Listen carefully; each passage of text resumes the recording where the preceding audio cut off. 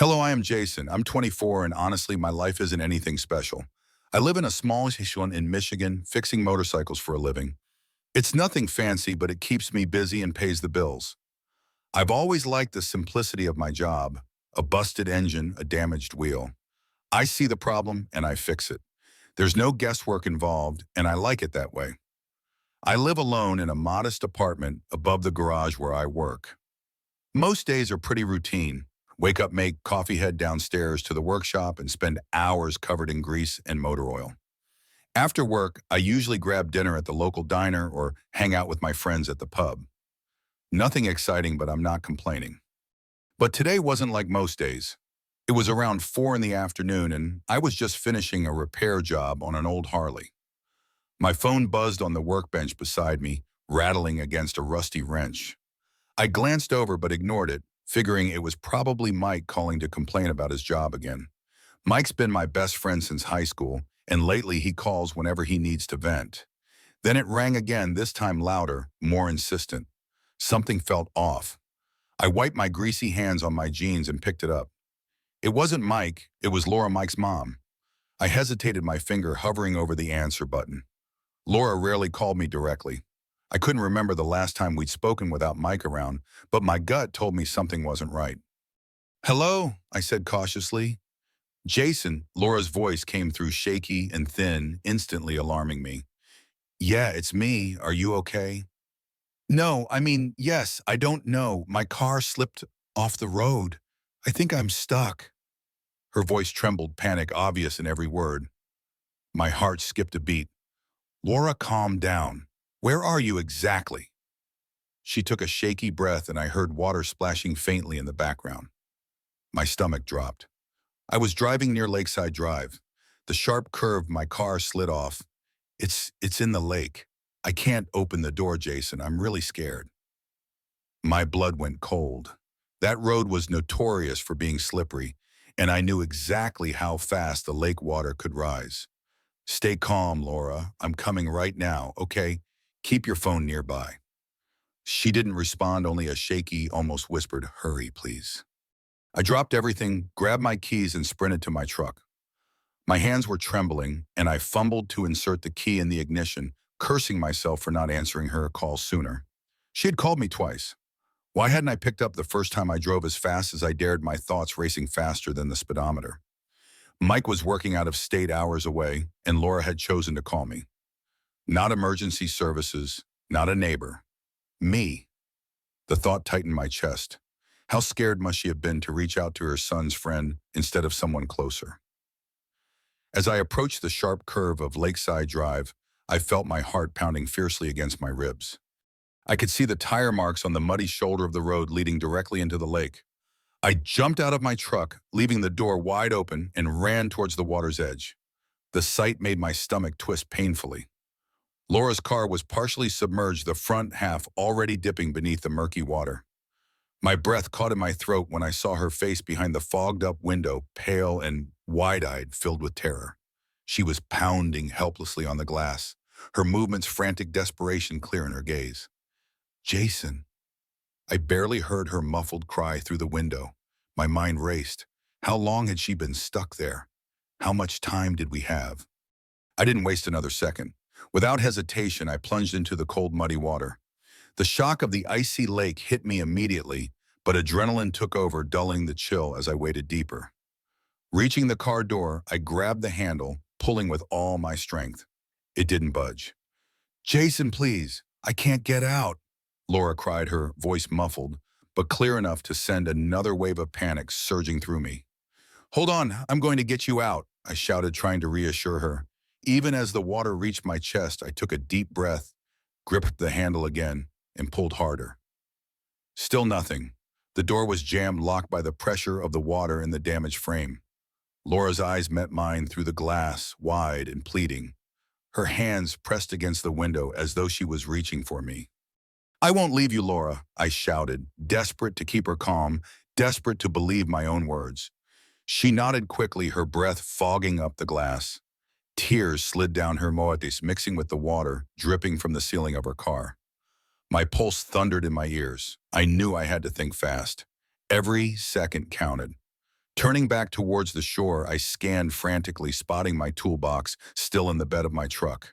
Without a second thought, I pushed through the cold water muscles, sear, burning, and grabbed the heavy toolbox, carrying it back into the water as fast as I could.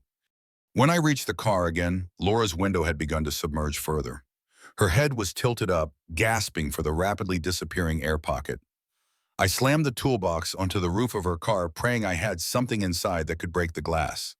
Pulling out a heavy wrench, I motioned for Laura to move away from the window. "Cover your face," I shouted, holding my breath. I swung the wrench hard against the window, the impact reverberating painfully up my arm, but the glass held firm. My heart sank. The pressure of the water outside made the window feel like concrete. Laura looked back at me, her eyes wide with panic and pleading, as water slowly filled her car. "Hold on," I yelled again, desperation heavy in my voice. "I'm not giving up." I steadied myself and took another deep breath and swung the wrench again, even harder. This time my vision blurred by both water and fear. I had to get her out. There was no other choice. My heart hammered in my chest, the cold water numbing my limbs and blurring my thoughts. The wrench trembled in my hands as I struck the window, again harder this time, but it felt hopeless. The glass held strong, mocking my effort, and panic surged through me. I knew the longer I struggled, the more danger Laura faced. Inside the car, Laura's movements grew increasingly frantic. Water had risen above her waist, soaking her clothes and pushing her toward hysteria. I could see her breathing rapidly, eyes wide with terror, mouth open, gasping for the shrinking pocket of air near the roof of the vehicle. "Laura, listen!" I shouted through the glass, trying to sound more composed than I felt. "I'm getting you out. Okay, breathe slowly. Just try to stay calm for me." She nodded quickly, but I could tell it was taking every ounce of her strength to hold herself together. Her body trembled visibly as she pressed her shaking hands against the window. The panic in her expression tore at me. This was the first time I'd seen her so vulnerable, so fragile, and it ignited a fierce determination inside me. I dropped the wrench onto the car roof, quickly pulling open the soaked toolbox again. Frantically, I searched through my tools. Screwdrivers, pliers, nothing seemed strong enough to break through. My fingers brushed against something heavy at the bottom of the box, a heavy tire iron. I gripped it tightly, my knuckles white with urgency. "Back up!" I yelled through the window, motioning for Laura to shield herself.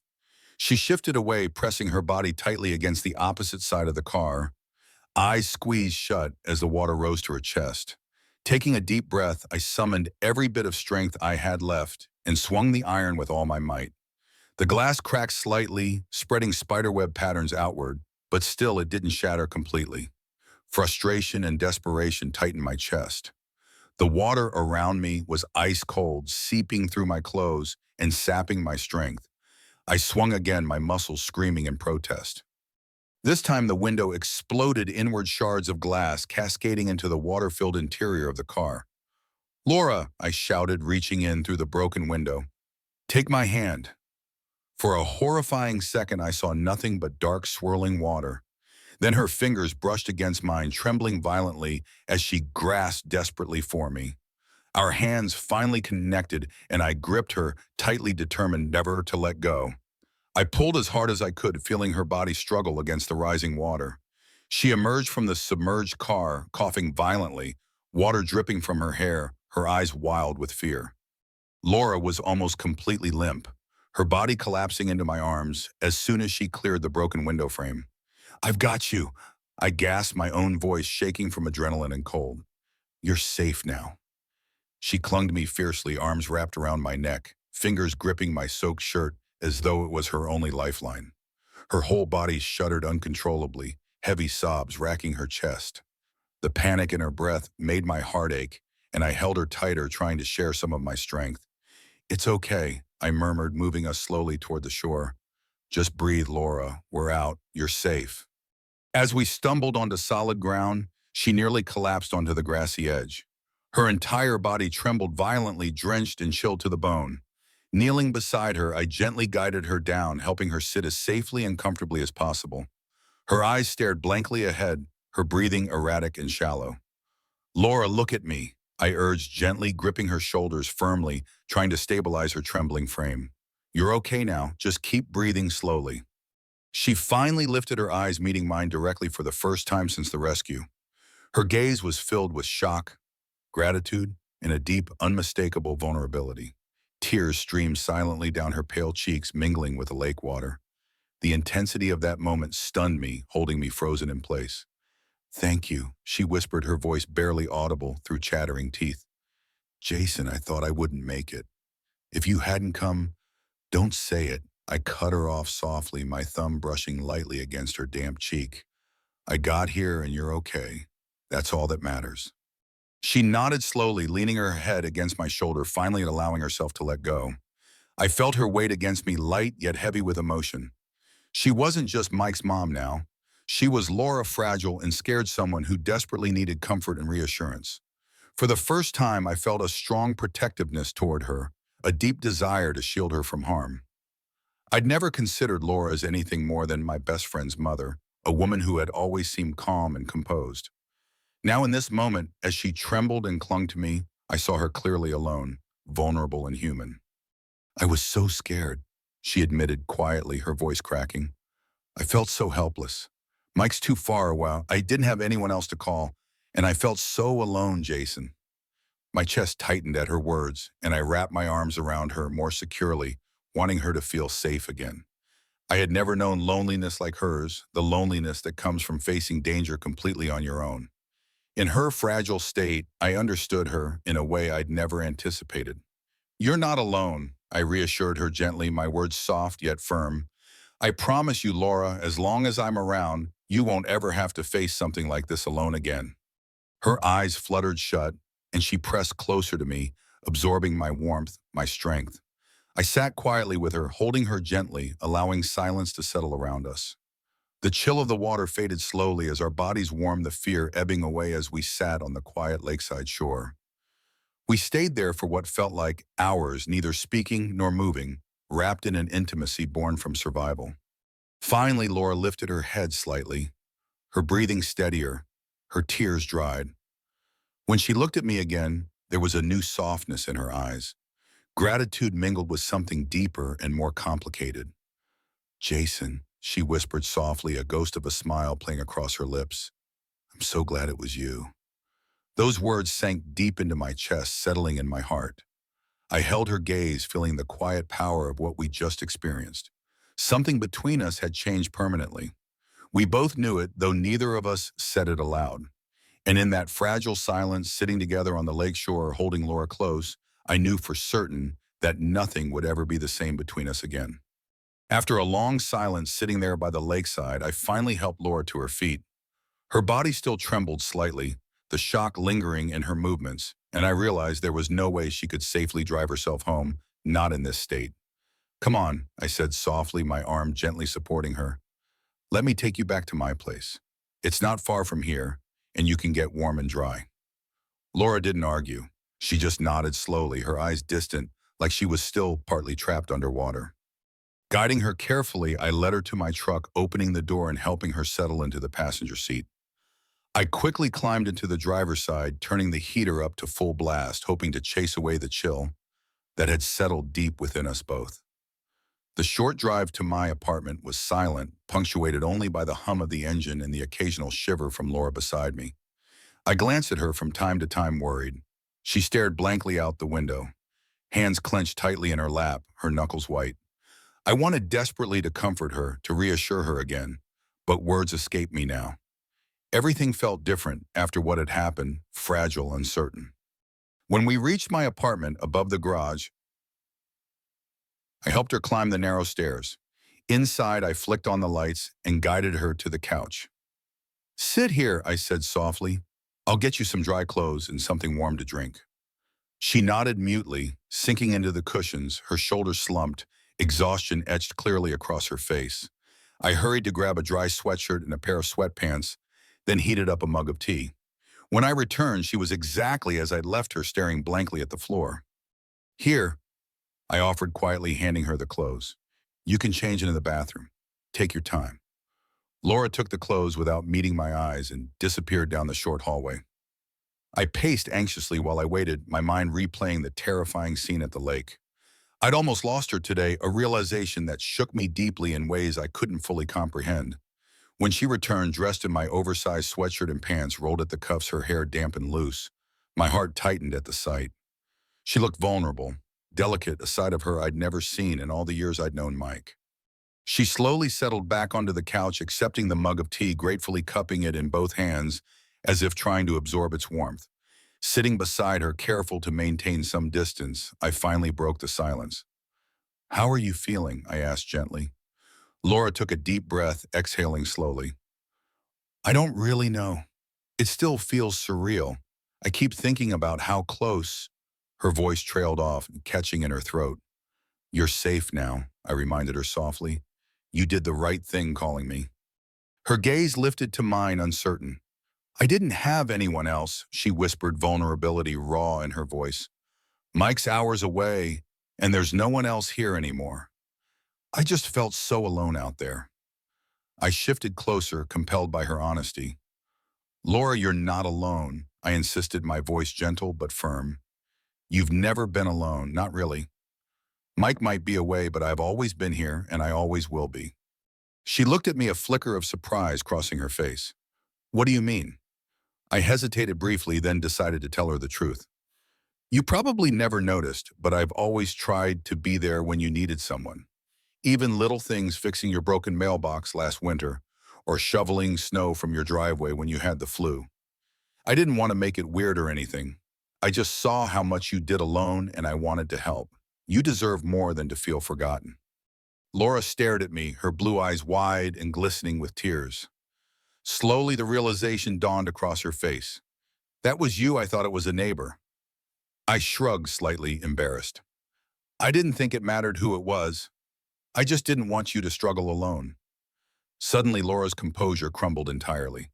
Tears spilled down her cheeks, unchecked and silent. Her body shook gently, the emotional wall she'd clearly maintained for so long finally breaking down completely. Instinctively, I reached out my hand, gently taking hers. "Hey, it's okay," I whispered, my thumb rubbing reassuring circles over the back of her trembling hand. "I didn't mean to upset you." She shook her head, voice thick with emotion. "It's not that, Jason. It's just I didn't realize how lonely I've been until now." Mike moved away.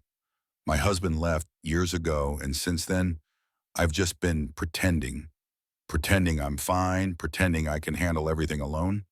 But today out there trapped, I realize how much I've been fooling myself. My chest tightened, hearing her pain laid bare so honestly. I squeezed her hand gently. "You don't have to pretend anymore, Laura. I'm here. Whatever you need, whenever you need it, I promise I'll be here." She met my eyes again, tears still streaming freely. A fragile, grateful smile appeared, lighting her face even through her sorrow. "You don't know how much that means to me." Her fingers tightened gently around mine, the warmth of her hands surprising yet comforting. The air between us felt charged, intimate, in a way I'd never experienced with her before.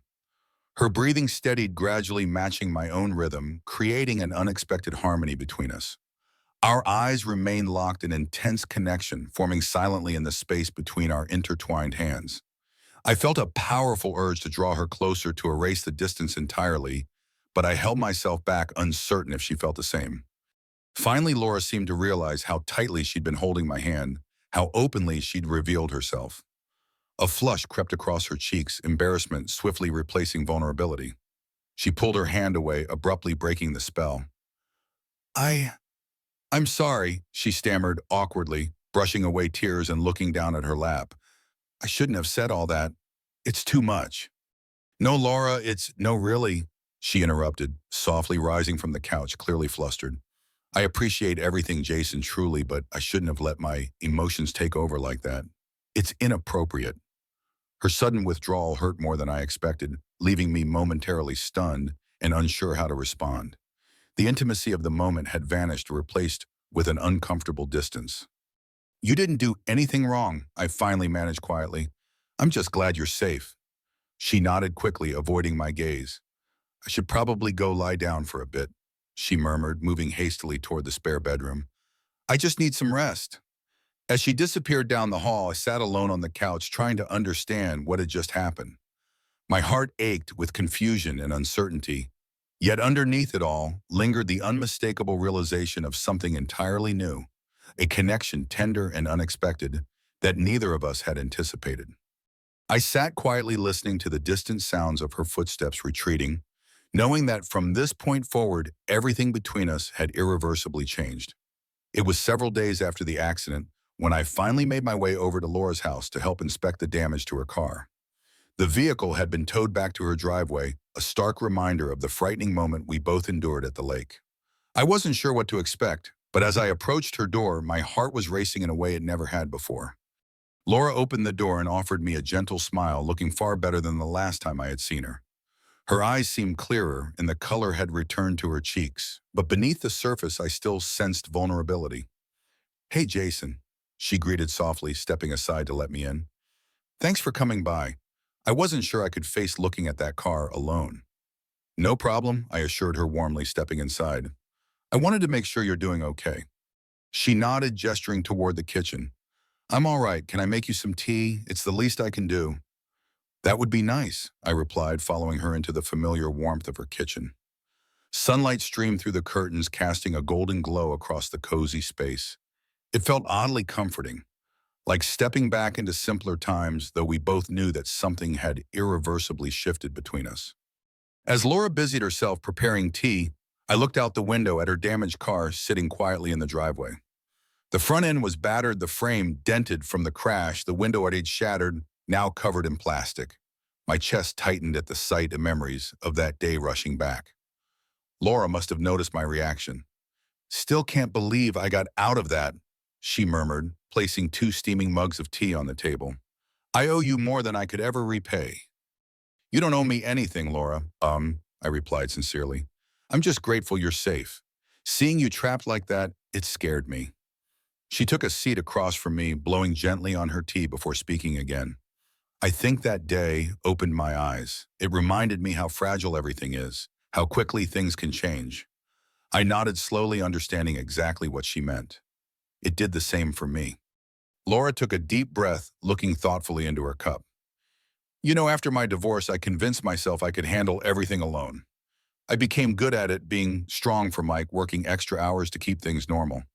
But the truth is, Jason, it's been exhausting. And lately, with Mike so far away, I've felt more alone than ever." Her voice was quiet, vulnerable, and it tugged painfully at my heart. "You don't have to do it all alone, Laura," I said. "You never did." She glanced up at me, her eyes shining softly. "I never realized how much you've done for me over the years. I feel guilty thinking about how many times you must have helped me without my even noticing." "I didn't do it to be noticed," I said gently, meeting her gaze directly. "I did it because, well, I've always admired you, Laura. Your strength, your kindness, how you held everything together for Mike, even when things fell apart. I guess I've always cared about you more than I let myself admit." Laura's eyes widened slightly, surprise flickering in their depths. Her fingers tightened around the cup as if steadying herself. "Jason, I had no idea you felt that way." I offered a faint self-conscious smile. "How could you? I never said anything. It felt too complicated, too risky. You were Mike's mom, off limits. So I kept my distance, just trying to help quietly from the sidelines." Laura was silent for a moment, clearly processing what I just confessed. The air between us grew heavy, charged with unspoken possibilities and fears. "You've been here all along," she whispered, finally a hint of regret coloring her words. "I don't know why I never really saw you before." "Maybe we just weren't ready to see it," I suggested softly. "But I think after what happened at the lake, something changed." Laura nodded slowly, setting her mug down carefully. Her eyes met mine again, holding a silent conversation that words could never fully capture. The quiet stretch between us filled with a growing awareness of how deeply our lives had become intertwined. It felt both thrilling and terrifying, standing on the edge of something uncertain. She finally broke the silence, voice hesitant. "Jason, I have to be honest. This connection we've discovered, it scares me a little." I reached instinctively across the table, gently placing my hand over hers. "It scares me too, but maybe that's okay." Laura's eyes glistened, emotion welling to the surface again. She hesitated briefly before continuing, her voice trembling slightly. After my husband left, I swore I'd never rely on someone else again. Not emotionally, not like that. And yet these past few days, I've found myself leaning on you. Maybe too much. I squeezed her hand reassuringly. You're allowed to lean on someone, Laura. It doesn't make you weak. It just means you're human. She blinked back, tears clearly conflicted. That's what worries me, Jason. I've spent so many years building walls, convincing myself I didn't need anyone else. Now here you are breaking through those walls, and it's overwhelming. I'm afraid I'm becoming dependent on you, that maybe I'm letting myself feel too much. My chest tightened at her words, at the fear and confusion etched deeply in her face. I desperately wanted to reassure her, to promise I'd never let her down, but I understood her fear too well. Laura, I began carefully. What happened between us at the lake and since then has been intense for both of us. I get that, and maybe it is complicated. You're my best friend's mother, and I never planned for this to happen.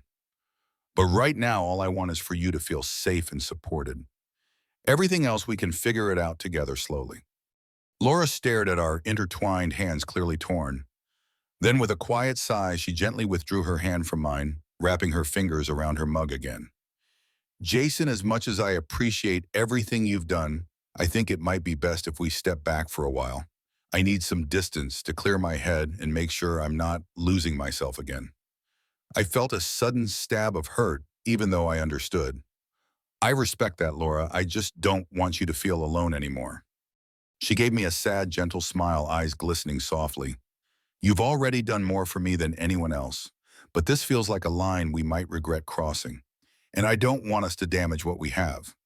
I nodded slowly, accepting her words even as my heart protested against them. All right, I whispered. Whatever you need. Laura looked away, blinking rapidly to hold back tears. Thank you, Jason, for everything. We sat quietly for another moment, the room heavy with unspoken feelings. Finally, I stood up, knowing I needed to leave before I complicated things further. I'll be here if you ever need anything, I reminded her softly, heading toward the door. I know, she murmured behind me, her voice barely audible. As I stepped outside, I felt the cool breeze brush against my face, a stark contrast to the warmth I was leaving behind. I knew Laura was right to be cautious, to ask for distance, but the ache inside me was impossible to ignore. Walking away, I realized that the door we'd opened to the past had also revealed something far deeper and more complex than either of us expected. Now, with distance placed carefully between us, I wondered if that door would remain open or if it had already begun to close again. Days turned into weeks, and the quiet space Laura had asked for lingered heavily between us. I respected her decision and kept my distance, but it was harder than I imagined.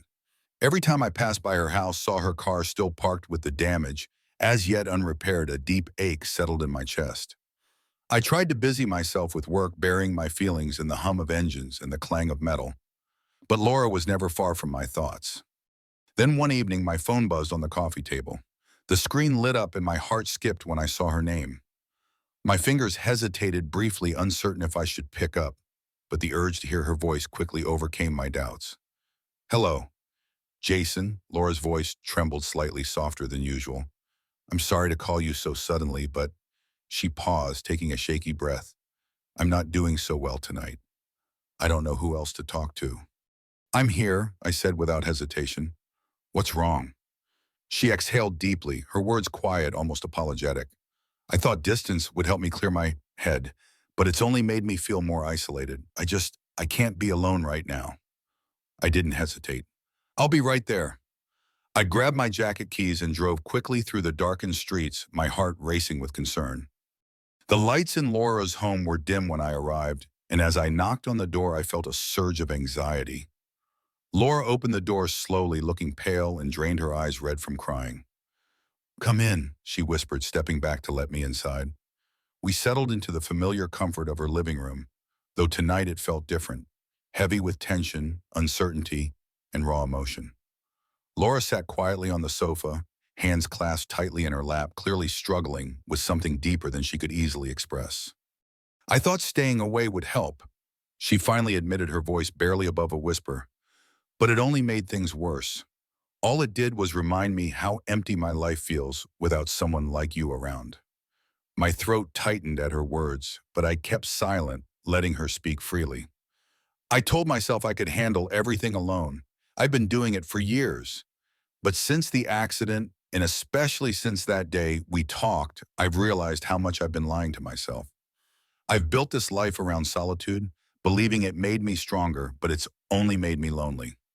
She looked at me, tears slowly trailing down her cheeks. Her honesty, her openness shook me deeply. "You're allowed to feel that way, Laura," I said softly. "It's not weakness. We all need someone sometimes." She sighed deeply, brushing away tears with the back of her hand. "I've been pretending for so long. Pretending I didn't need anyone else, pretending I didn't notice how you always stepped in quietly to help, pretending I wasn't lonely every single day." My chest ached hearing her confession. I shifted closer, carefully bridging the gap she had previously insisted upon. "Laura, I didn't help you to prove anything or to pressure you into feeling something. I helped because I genuinely care about you. I always have." She met my gaze, eyes glistening softly. "I know that now, Jason. And it scares me because part of me desperately wants to lean on you to finally let someone else carry some of this burden. But another part of me is terrified that I'm losing control." I reached out cautiously, taking her hand gently in mine, comfortingly. She didn't pull away this time. Her fingers curled softly around mine, holding on as if it was her lifeline. "Laura, leaning on someone doesn't mean you've lost control," I said earnestly. "It means you've found someone you trust enough to share the weight. I want to be that person for you, not because you can't handle life alone, but because you shouldn't have to." Laura's shoulders trembled slightly as she fought to hold back emotion. She looked away, swallowing hard, her voice filled with quiet anguish. "I'm afraid, Jason. Afraid that if I allow myself to depend on you, I won't be able to stand on my own again if you leave." I squeezed her hand softly. "I'm not going anywhere. I'll stay right here as long as you need. No expectations, no conditions, just me by your side." She turned to look at me again, a mixture of gratitude and lingering uncertainty crossing her features. "What about Mike? What about everyone else? How could we possibly explain this?" "We can figure that out together," I said calmly. "Right now, all that matters is you feeling safe and supported. The rest we can deal with later. I know Mike and I trust that when he sees you happy, when he understands he'll be okay." Laura exhaled a long, shaky breath, leaning slightly into me, finally allowing herself to relax. "I wish it were that simple." "Maybe it can be," I suggested gently. "We don't need to rush into anything or announce anything yet. Let's just take things slowly, one day at a time. Let yourself lean on me even just a little. Let me prove to you that you don't have to carry everything alone." Laura's body softened gradually against me, tension slowly ebbing away. Her breathing steadied, matching the rhythm of my own. The intimacy of that simple moment felt powerful, the beginnings of trust being rebuilt from the foundations up. We sat quietly, the room filled with a comforting silence. Eventually, Laura tilted her head up, her eyes meeting mine, filled with quiet determination. "Jason, thank you for being here, for not giving up on me," she whispered softly. "I'm still afraid, but I want to trust you. I want to believe that things can be different." "They will be, I reassured her. "You're not alone anymore, Laura.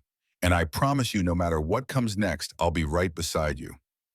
She offered a small, fragile smile, leaning her head gently against my shoulder. I wrapped my arm around her, holding her securely, feeling for the first time that the space between us was finally shrinking. Something new was forming, delicate and uncertain, yet undeniably powerful. We stayed there in silence, letting the quiet strengthen the connection between us. My mind raced forward, imagining a future filled with possibilities and challenges, but mostly a sense of hope I hadn't allowed myself to feel before. Still, I knew Laura was fragile and we needed to take this slowly. "Jason," she eventually whispered, breaking our comfortable silence, "I'm still worried about where this is headed." "I know," I said gently, "but whatever happens, we'll handle it together." She nodded softly, absorbing my words. "It might not be easy. People might judge, might not understand." "I don't care," I interrupted gently. "I care about you. I care about how you feel, about making sure you're okay. That's all that matters." Laura's eyes filled with gratitude and relief. She squeezed my hand again, holding tightly as if testing the strength of our bond. Then let's try, she said, finally determination strengthening her voice. Let's just take it slow and see where this goes, one step at a time. I smiled gently, nodding in agreement. One step at a time. As we sat together, quietly feeling the weight of our decisions settling between us, I realized we had truly reached a turning point. We had finally chosen to face our feelings head on, no longer running from them or denying their existence. From this moment forward, whatever happened, we wouldn't be alone. We would face it together. After that night, Laura and I tried to maintain a careful distance. We'd agreed to take things slowly, and for several days we barely spoke. We limited ourselves to polite texts, each trying to respect the boundaries we'd set. Yet every time I passed her house, saw her moving behind the curtains or tending to her flowers, my chest tightened painfully. Keeping away from her felt unnatural, almost wrong, as if something vital was missing. Then unexpectedly, everything shifted again. It was Saturday afternoon when Mike texted me out of the blue. Hey, Jason, just got back into town to see Mom after the accident. Swing by if you have time. I stared at the screen, heart racing. The thought of seeing Laura again filled me with both excitement and anxiety. But facing Mike brought a whole different kind of worry. He was my best friend. How could I ever explain the complicated feelings that had developed between me and his mother? Still, I couldn't avoid this forever. Taking a deep breath, I texted back quickly. Sure, see you soon. When I arrived at Laura's home, Mike was already standing on the porch, grinning widely. He rushed down to meet me, pulling me into a friendly embrace. Man, it's good to see you, he laughed, warmly patting me on the shoulder. Thanks for looking out for my mom. Seriously. No problem, Mike, I replied, trying to keep my voice steady. I'm just glad she's okay. Inside, Laura greeted me quietly, eyes briefly meeting mine before quickly looking away. I felt the awkwardness immediately. Tension crackled in the air, thick enough that even Mike, typically oblivious to subtle emotions, paused and glanced suspiciously between us. Everything all right? He asked cautiously, eyebrows knitted. Laura nodded quickly, forcing a casual smile. Yes, everything's fine, Mike. It's just been stressful since the accident. Mike frowned thoughtfully, clearly sensing something deeper beneath his mother's words. Right, he said slowly, eyes shifting toward me with subtle curiosity. Hey, Jason, can we talk outside for a minute? I want to ask you something about Mom's car. My heart sank, but I forced a calm expression. Sure thing. We stepped onto the porch, leaving Laura standing nervously inside. Mike closed the door gently behind us, immediately turning to face me. All right, man, spill it, he said bluntly, crossing his arms and fixing me with a serious look. What's really going on here? I hesitated, torn between loyalty to my friend and honesty about my feelings. Mike, I don't want this to get weird. He shook his head firmly, eyes earnest. Jason, just tell me. We've known each other forever. Whatever it is, we'll work through it. Taking a deep breath, I met his gaze steadily. Mike, the truth is, I've developed feelings for your mom. For a moment, the silence stretched painfully between us. Mike stared, his eyes widening with shock and disbelief. I braced myself for anger, for accusations, anything but what came next. You and my mom, Mike repeated softly, processing the information. His expression shifted from surprise to confusion, then finally settled into something calmer, almost thoughtful. I won't lie, man, that's pretty unexpected. I nodded slowly, heart pounding. I know, and believe me, I didn't plan this. It just happened after the accident, when I saw how vulnerable she was and how alone she felt. I realized my feelings for her went deeper than just friendship. Mike exhaled slowly, visibly, wrestling with his emotions. Wow, this isn't exactly easy for me to wrap my head around. I get that, I said quietly. If you're upset, I understand. I never wanted to complicate things between us. He looked at me seriously, measuring each word carefully. Look, Jason, I'm definitely shocked, but honestly, I know how hard it's been for my mom. After Dad left, she hasn't really opened herself up to anyone. Seeing her lonely has always worried me, and knowing you how decent and genuine you have always been, maybe this isn't such a bad thing. Surprise flickered through me, relief and gratitude quickly following. You're not angry? Mike shook his head slowly. I don't think so. Maybe I should be, but all I care about is my mom's happiness. If you can make her happy, who am I to get in the way? You're the only person I'd ever trust with something like this. My chest loosened, tension finally beginning to ease. Thanks, Mike. I promise nothing's happened yet. We've barely admitted our feelings. We both knew how complicated this would be. Mike nodded thoughtfully, looking back toward the house. It's definitely complicated, but maybe it doesn't have to be impossible. Just take care of her, all right? She deserves someone good, someone she can really trust. I will, I said solemnly. You have my word. Mike smiled faintly, clapping a hand on my shoulder again. Then we'll be fine, Jason. I trust you. As we walked back inside, I felt lighter, though nervousness still churned within me. Laura looked up anxiously when we returned, clearly uncertain what had transpired outside. Mike broke the tension first. Mom, I'm going to run out for a bit. I forgot to pick up something from town. You two talk. Really talk. You both need it. Laura looked startled, glancing between me and Mike. But Mike simply smiled reassuringly and stepped out, leaving Laura and me alone. She stood as slowly, eyes wide with anxiety. Jason, what did you two talk about? I stepped toward her, speaking gently. I told him the truth, Laura, about us, about my feelings for you. Her face flushed softly, eyes searching mine urgently. And Mike understands. I reassured her softly. He wants you to be happy. He trusts me. He gave us his blessing if that's what we decide to do. Laura exhaled a shaky breath, relief washing over her face, softening her anxious expression.